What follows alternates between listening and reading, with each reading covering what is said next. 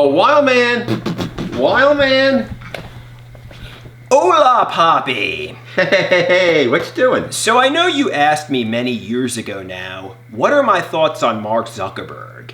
And I thought when you asked me that question, well, I don't really have too much of an opinion of him.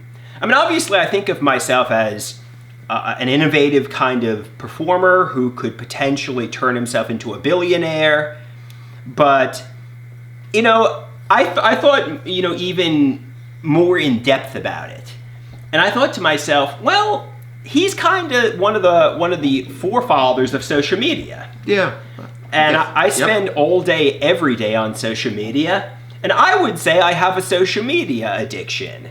So while I would say, I don't really have too strong of an opinion of Mark Zuckerberg, I don't really necessarily hate or not or love him. Yeah. Obviously social media, mom would say, and maybe even psychiatrists would say, has kind of ruined my life in a way because of my obsessive wanting to be a superstar from it.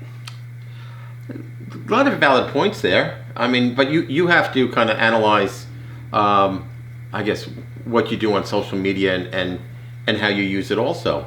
I mean, if you use it in a good aspect, you can learn a lot of things through social media also.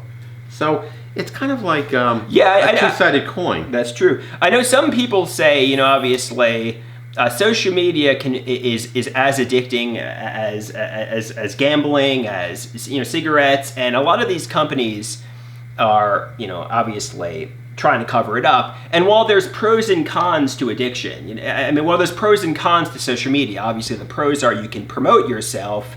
The cons are, obviously you're wasting your life in a solitary daydream world.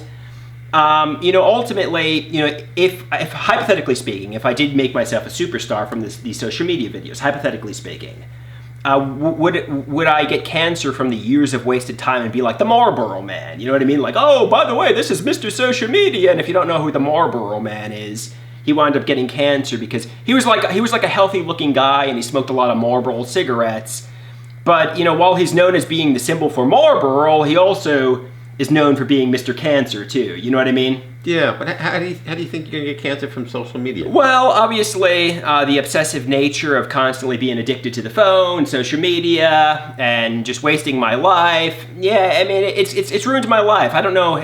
Could social media affect the brain chemistry in some way? But if you really feel that way, you're still very young.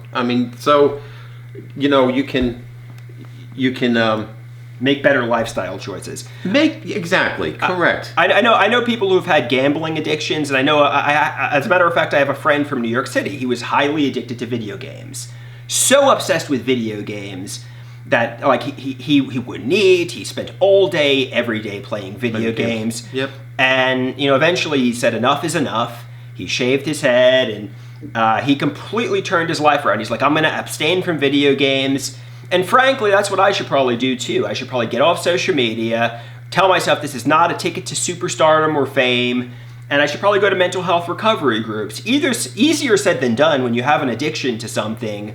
Obviously, but easier said than done, but it's true. Yeah, but you know what? It's if you feel that strongly about it, then yeah. You know what? Take the next step, but take one step at a time. It's not jumping into the deep end of the pool. You have to slowly wean yourself off it slowly, like your friend. Your friend realized, hey, I've got a problem with video games, so the only solution there is not to play video games.